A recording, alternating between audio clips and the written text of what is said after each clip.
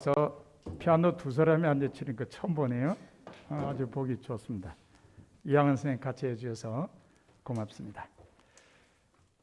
오늘도 3부 예배 참석하신 여러분과 온라인 영상 예배로 주님께 영광 돌리는 교우들께 부활하신 주님께서 주시는 평화가 함께하길 바랍니다. 오늘은 예수님께서 사망 권세를 이기고 부활하신 날입니다.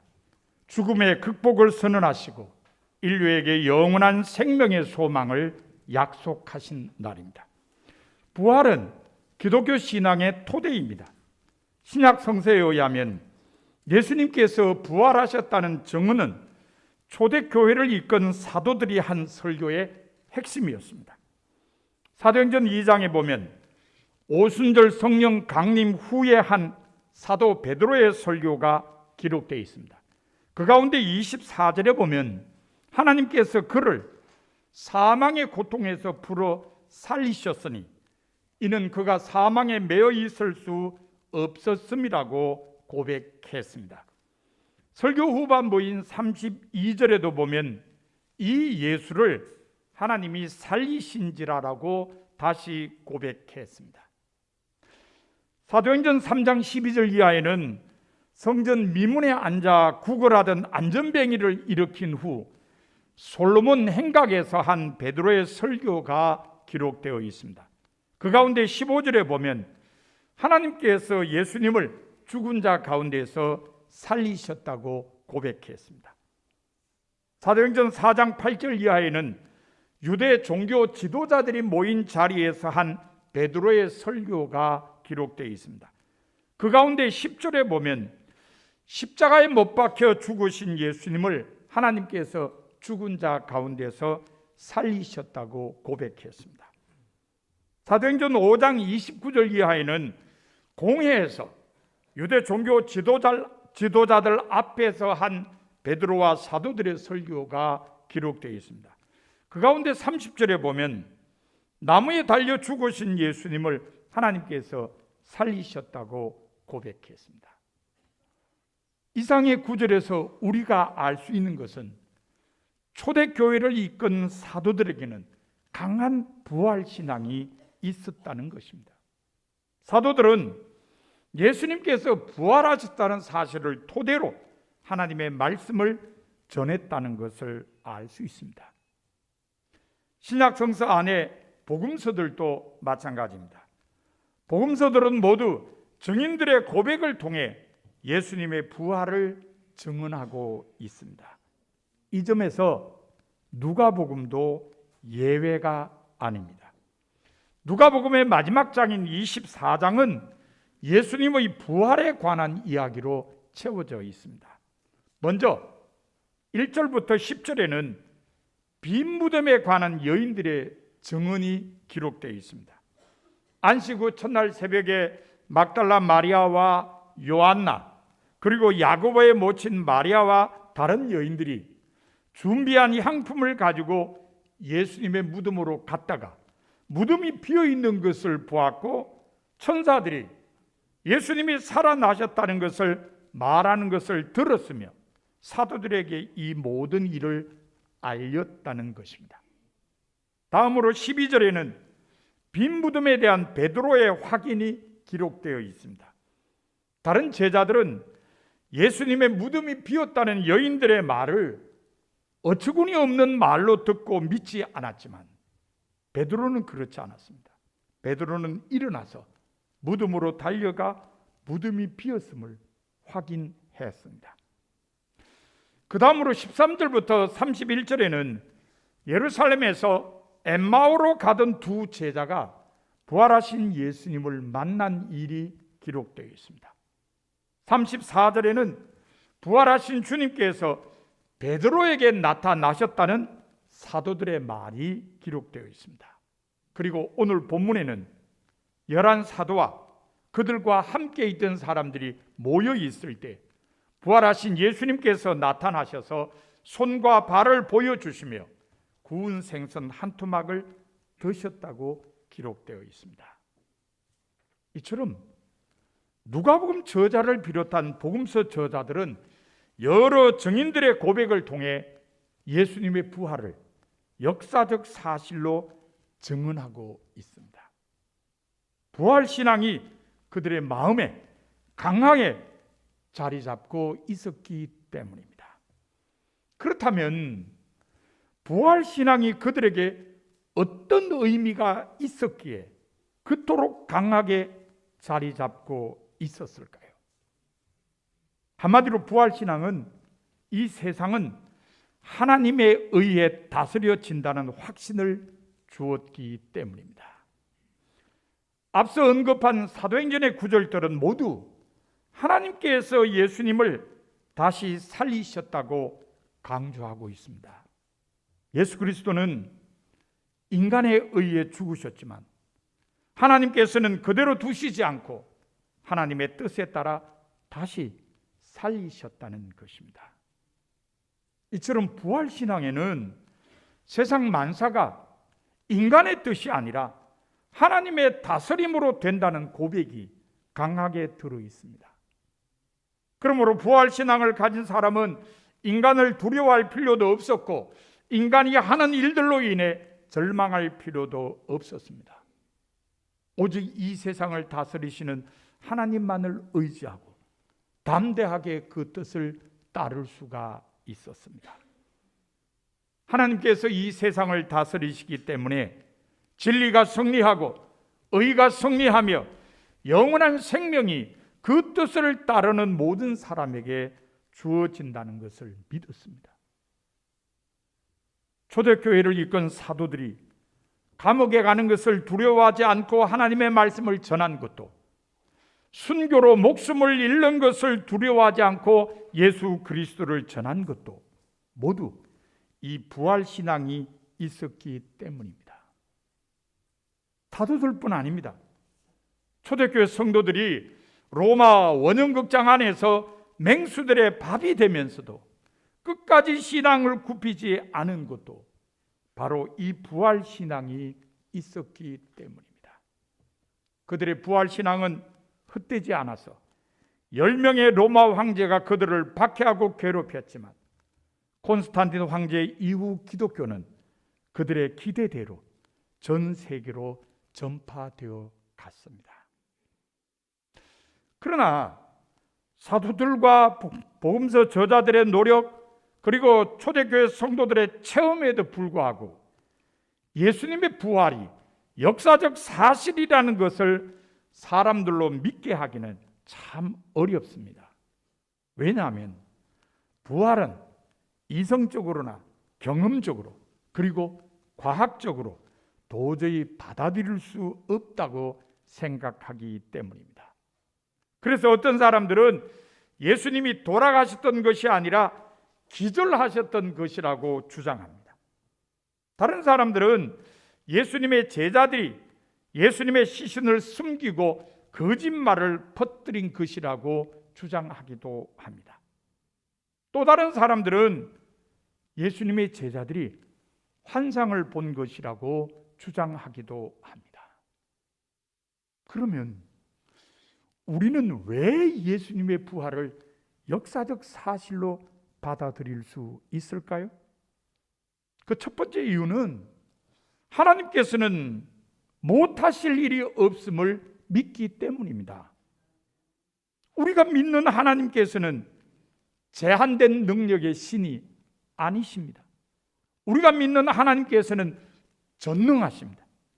무엇이든지 할 수 있는 능력이 있으십니다. 그러므로 하나님께서는 능히 죽은 사람을 다시 살리실 수도 있으시기에 예수님의 부활도 역사적인 사실로 받아들일 수 있는 것입니다. 예수님의 부활을 역사적 사실로 받아들일 수 있는 두 번째 이유는 여인들의 증언에 관한 자료를 진실한 것으로 믿기 때문입니다. 신약 성서의 모든 복음서는 부활의 첫 번째 증인으로 여인들을 소개하고 있습니다. 이것은 참으로 의미 있는 일입니다. 왜냐하면 그 당시 풍습으로는 여인들은 증인이 될 수 없었기 때문입니다. 그 당시에 증인은 반드시 남자이어야만 했습니다. 따라서 만약 예수님의 부활이 조작된 이야기라면 분명히 남자들이 첫 번째 증인으로 등장했을 겁니다. 그래야 사람들이 믿을 테니까요. 그런데 남자가 아닌 여인들이 첫 번째 증인으로 등장한다는 것은 사실 그대로를 알려주고 있는 것이라고 할 수 있습니다. 자료의 진실성을 입증하고 있다는 말입니다. 그러므로 예수님의 부활을 역사적 사실로 받아들일 수 있습니다. 예수님의 부활을 역사적 사실로 받아들일 수 있는 세 번째 이유는 초대교회가 안식일 후 첫날을 예배하는 날로 정했다는 것 때문입니다. 초대교회가 안식일 후 첫날을 예배하는 날로 정했다는 것은 예수님의 부활에 대한 믿음이 초대교회 성도 전체의 신앙으로 자리 잡았다는 것을 의미합니다. 예수님의 부활에 대한 증인들의 고백을 초대교회 모든 성도가 믿음으로 받아들였다는 말입니다. 안식일이 아니라 안식일 후 첫날을 예배하는 날로 정한 것은 대단히 위험한 일이었습니다. 왜냐하면 그것은 유대교와의 전면적인 전쟁을 선포하는 것과 같았기 때문입니다. 예수님께서 성천하신 후 사도들은 예루살렘 성전을 중심으로 기도하며 전도도 했습니다. 이는 유대교의 울타리 안에서 교회가 자라고 있었음을 의미합니다. 그러므로 유대교가 예배하는 날인 안식일이 아니라 안식일 후 첫날을 예배하는 날로 정한 것은 유대교의 울타리를 스스로 벗어나는 일이었습니다.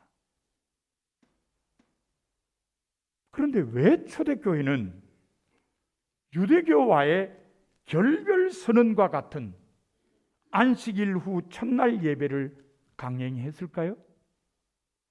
그것은 안식일 후 첫날이 예수님께서 부활하신 날이었기 때문입니다. 이것은 신약 성서 안에 네 복음서가 공통으로 전하는 사실입니다. 그러므로 안식일 후 첫날을 예배하는 날로 정했다는 것은 초대교회 모든 성도에게 예수님의 부활을 믿는 부활신앙이 있었음을 알려주는 것입니다. 예수님의 부활을 역사적 사실로 받아들이게 해줍니다. 이처럼 우리는 하나님께서는 못하실 일이 없음을 믿고 여인들의 증언에 관한 자료가 진실한 것임을 믿으며 안식일 후 첫날을 예배하는 날로 정한 사도들과 초대교회 성도들의 부활신앙을 믿기에 예수님의 부활을 역사적 사실로 받아들입니다. 인류의 역사 속에는 이런 부활신앙으로 산 사람들에 대한 기록이 많이 있습니다. 히틀러 정권 하에서 순교한 사람들에 관한 기록도 그 가운데 하나입니다. 지나간 20세기의 가장 큰 비극이라고 한다면 히틀러의 등장이었습니다. 그의 악마적 야심 때문에 수많은 사람이 희생당했습니다. 그런데 그들 가운데는 죽음을 피할 수 있었음에도 자진해서 순교의 길을 간 사람들도 있었습니다. 그 이유는 초대교회 사도들이나 성도들과 똑같은 부활신앙을 그들도 가지고 있었기 때문입니다. 히틀러 정권 하에서 처형된 사람들이 사형되기 전에 쓴 마지막 편지를 모아서 죽으며 살리라는 제목으로 책이 출판되었습니다. 우리나라에도 오래전에 번역되어 출판된 책입니다. 이 책에 보면 1937년 7월에 자진해서 순교의 길을 택한 파울 슈나이더 목사는 수용소에서 자기 부인에게 보낸 편지에 이렇게 썼습니다. 지금까지 우리가 해온 것과 마찬가지로 앞으로도 우리는 오직 하나님만을 믿읍시다. 오로지 그분에게서만 모든 선이 나타나기를 겸손과 인내로서 끊임없이 기대합시다. 그리고 온 마음을 다하여 그분을 사랑하고 두려워하며 찬양합시다. 그리하면 하나님은 우리와 함께 계실 것이며 또한 우리는 우리의 희망에 대해 결코 실망하지 않을 것입니다. 분명 슈나이더 목사에게는 하나님께서 이 세상을 다스리신다는 확실한 신앙이 있었습니다. 부활 신앙이 주는 의미가 그의 마음속에 있었던 것입니다. 물론 모두가 슈나이더 목사처럼 자진해서 순교의 길을 간 것은 아닙니다. 그 가운데는 끌려가서 후에 그들과 같은 신앙을 가지게 된 사람들도 있었습니다. 1945년 4월 15일에 교수형으로 세상을 떠난 에발트 폰 크라이스트라는 지주도 그 가운데 한 사람입니다. 크라이스트는 죽기 전해인 1944년 12월 31일에 쓴 편지에 이런 글을 남겼습니다. 지금에서야 비로소 나는 내가 하나님께 얼마나 감사드려야 하는지를 완전히 깨달았소. 이제까지 한없이 많은 은혜와 행복을 내게 주셨으며 지금도 매일 주고 계시오. 이제 나는 나 자신과 사랑하는 내 가족 모두를 하나님의 충실하신 손안에 맡기오. 크라이스트에게서 우리가 발견할 수 있는 것은 그에게도 역시 하나님께서 이 세상을 다스리신다는 확신이 있었다는 것입니다. 바로 부활신앙이 주는 의미가 그의 마음속에 자리 잡은 것입니다. 1942년 12월 10일에 처형당한 시인 오헨 클래프가 죽는 날 쓴 글은 가장 확실하게 부활신앙을 확인해 줍니다. 그는 이렇게 고백했습니다. 이제 우리는 죽습니다. 이것은 또한 하나님 안에서 사는 것입니다. 오늘 밤 우리는 함께 죽음으로 갑니다. 이 마지막 시간 우리 머리 위에는 우리를 위해 싸우시는 복받으신 그리스도의 영상이 있습니다. 우리의 생명은 그분의 영상을 바라보며 끝나가고 있습니다. 부활신앙에 의해 하나님께서 이 세상을 다스리신다는 확신으로 산 사람들은 진정한 승리자가 되어 역사에 그 자랑스러운 이름과 행적을 남기게 되었습니다. 이 모두가 사도들과 초대교회 성도들이 증언한 부활신앙의 열매였습니다. 그러나 우리가 꼭 기억해야 할 것이 하나 있습니다. 그것은 초대교회 성도들이 모두 예수님의 부활을 직접 체험하지는 않았다는 사실입니다. 예수님의 부활을 직접 체험하지 않은 사람들도 있었다는 말입니다. 고린도전서 15장 5절부터 8절에 보면 사도 바울은 부활하신 예수님께서 베드로와 12 제자에게 그 모습을 보이셨고 그 후에 500여 명의 형제에게 일시에 그 모습을 보이셨으며 그 후에 동생 야고보에게 그 모습을 보이셨다고 했습니다. 그리고 맨 나중에 자기에게도 그 모습을 보이셨다고 했습니다. 바울의 말에 의하면 예수님의 부활하신 모습을 직접 보고 체험한 사람은 500 몇십 명 정도였습니다. 바울의 이 말을 통해 우리가 알 수 있는 것은 예수님의 부활을 믿은 모든 초대교회 성도가 부활하신 예수님을 직접 본 것은 아니었다는 사실입니다. 그러면 예수님의 부활을 직접 보지 못한 사람들이 어떻게 예수님의 부활을 전하는 증인들의 말만 믿고 부활신앙을 갖게 되었을까요?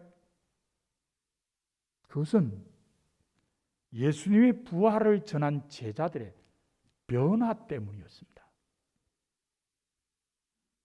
예수님께서 부활하시기 전에 제자들은 공포에 사로잡혀 겁쟁이처럼 행동했습니다. 예수님께서 체포당하시자 모두 도망쳤습니다. 베드로는 끌려가는 예수님을 멀찍이 쫓다가 3번씩이나 예수님을 모른다고 부인했습니다. 예수님께서 돌아가신 다음에는 모든 제자가 다락방에 모여서 문을 굳게 잠그고 숨어 있었습니다. 그러나 예수님께서 부활하신 후 제자들은 변화되었습니다. 죽을 각오를 하고 용기 있게 예수님의 부활을 전했습니다. 교회 공동체의 모습도 믿기 어려울 정도로 변화되었습니다. 모든 물건을 공동으로 사용하며 아무도 자기 소유를 자기 것이라고 주장하지 않았습니다. 예수님을 따르던 제자들이 믿기지 않을 정도로 변화된 것은 바로 예수님의 부활 때문임을 알게 된 사람들이 부활 신앙을 갖게 된 것입니다. 이후 교회는 예수님의 부활을 믿는 성도들에게 진정으로 변화되어야 함을 계속해서 요구했습니다. 그리고 그 변화로 형제 사랑을 제시했습니다. 그래서 요한일서 3장 14절에는 우리가 형제를 사랑함으로 사망에서 옮겨 생명으로 들어간 줄을 알거니와 사랑치 아니하는 자는 사망에 머물러 있느니라고 했습니다. 우리 감리교회 이철 감독 회장님도 올해 부활절 메시지를 통해 수많은 교회가 예수님의 부활을 축하하고 있지만 교회 밖에서의 삶이 부활의 삶이 되지 않는다면 십자가는 예수님의 마지막 이야기로 끝날 것이라고 경고하면서 부활을 믿는 참된 신앙인은 지금 고통 속에서 눈물을 흘리는 사람, 힘에 겨워 살맛을 잃은 사람에게 다가가 친구가 되어주는 사람이라고 강조했습니다. 형제 사랑으로 부활 신앙의 열매를 맺어야 한다는 말씀입니다. 사랑하는 성도 여러분, 여러분은 예수님의 부활을 믿으십니까? 그렇다면 여러분은 온전한 변화로 부활 신앙의 열매를 맺으며 사는 성도가 되어야 합니다. 그것이 오늘 기쁜 부활절을 맞은 여러분에게 주시는 하나님의 말씀입니다. 여러분 모두 온전한 변화로 부활 신앙의 열매를 맺으며 사는 성도가 다 되시기를 바랍니다. 이제 말씀을 마음에 새기고 결단하는 침묵 기도를 2, 3분간 드리도록 하겠습니다.